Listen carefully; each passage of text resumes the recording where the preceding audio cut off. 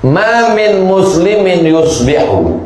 Kalau ada orang Islam yang nyawanya sampai subuh, kita nyawa kita sampai tak subuh nih? Karena sampai inilah kita hidup. Kalau tak sampai udah mati kita tadi malam. Datang saya melayat jenazah. Gimana suami ibu malam tadi? Malam tadi dia tidur Pak Ustadz, nonton TV, megang handphone. Sebelum itu cerita-cerita kami sempat ketawa-ketawa. Terus pas jam 3 tuh kami biasa tahajud. Saya bangun ini dia, bang tahajud. Saya pegang pipinya dingin. Rupanya udah meninggal jam 1 tuh Pak Ustadz. Biasanya yang mati mendadak itu kena serangan jantung. Jantung ini kan asal berhenti jantung itu berdegup, mati. Mana pernah kita dengar si anu meninggal kenapa? Kena kurap. Mana ada? Saya serius ini.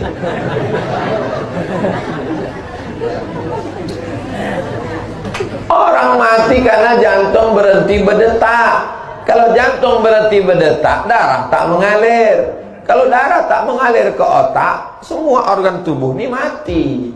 Bensinnya tak jalan. Habis, mati, selesai. Kenapa kita hidup? Karena darah mengalir. Coba ikat kaki itu sebelah paha tuh, ikat pakai tali agak 1 jam.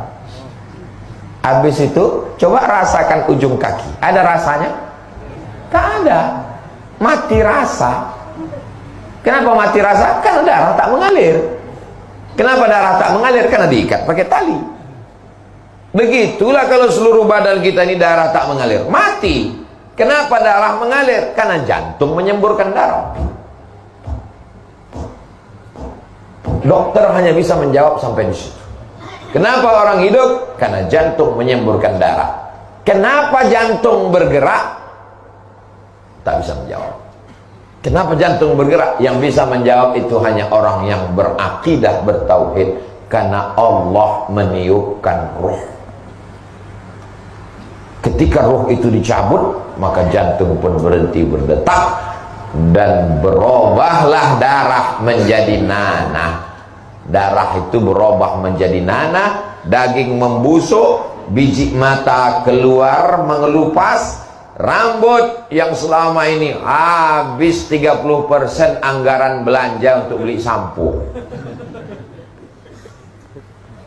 Habis rambut mengelupas dari kepala, usus membusuk, pecah. Dan cacing datang menyerang. Apa kata cacing? Brownies sudah siap.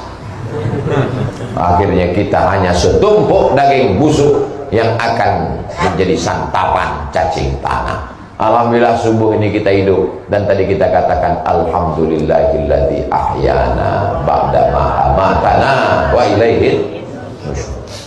Siapa yang hidup subuh dikirim Allah 2 malaikat. Yang satu malaikat berdoa. Apa kata malaikat? Allahumma ati munfiqan khalafa. Orang yang bersedekah kasihlah dia ganti. Jadi yang bersedekah tadi yang bersedekah masukkan duit, itu semuanya sudah dapat doa malaikat subuh. Maka nanti digalakkan, digiatkan sedekah subuh Masjid Surau Ad-Din. Bapak Ibu setuju? Gimana kabar Surau Ad-Din? Ustadz Junaidi, alhamdulillah Ustadz Somad, sejak Ustadz galakkan sedekah subuh, makin berkurang jamaah subuh. Janganlah gara-gara itu tak ke surau. Karena kita mau mendapatkan doa malaikat ini. Lalu Pak Ustadz, kalau yang nggak bersedekah gimana Pak Ustadz? Allah itu adil.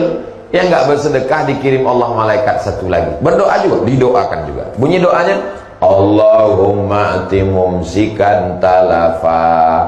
Yang tak bersedekah binasakanlah dia. Jadi yang tak bersedekah tadi, yang waktu kok kresek lewat dia pura-pura khusyuk mendengar pengajian. Saya terus terang tak bisa membela, kalian tengok aja lah nanti sampai sore. Biasanya binasanya itu berawal dari pertama sendal hilang, habis itu helm hilang, terus lama-lama laki hilang.